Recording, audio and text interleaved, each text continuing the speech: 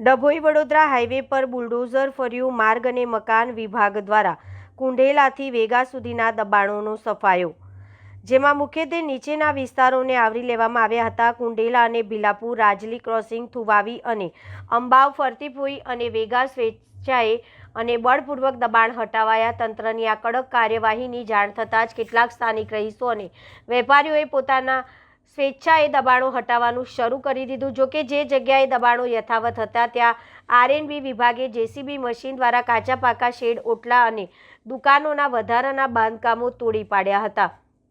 આ ઉપરાંત રસ્તા પર અડીંગો જમાવીને ઊભેલી લારી ગલ્લાઓને પણ હટાવી દેવામાં આવ્યા હતા।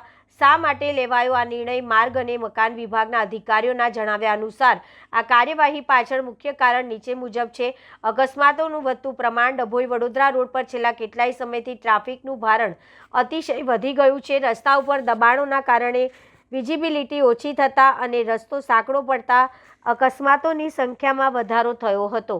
ટ્રાફિકની સમસ્યા, હાઈવે પર આડેધડ ઊભા રહેતા લારી ગલ્લા અને ગેરકાયદેસર બાંધકામોના કારણે ટ્રાફિક જામની સમસ્યા ગંભીર બની હતી। રોડની સુરક્ષા, હાઈવેના નિયમો મુજબ માર્ગની બંને બાજુ ચોક્કસ અંતર સુધી કોઈપણ બાંધકામ કરી શકાતું નથી, જેનું ઉલ્લંઘન કરનારાઓ સામે લાલ આંખ કરવામાં આવી છે। તંત્રની આ કામગીરીના પગલે હવે હાઈવે ખુલ્લો અને પ્રશસ્ત બન્યો છે, જેનાથી વાહન ચાલકો મોટી રાહત મળશે। જોકે સ્થાનિકોમાં ચર્ચા છે કે તંત્ર મોડે પણ જાગ્યું ખરું।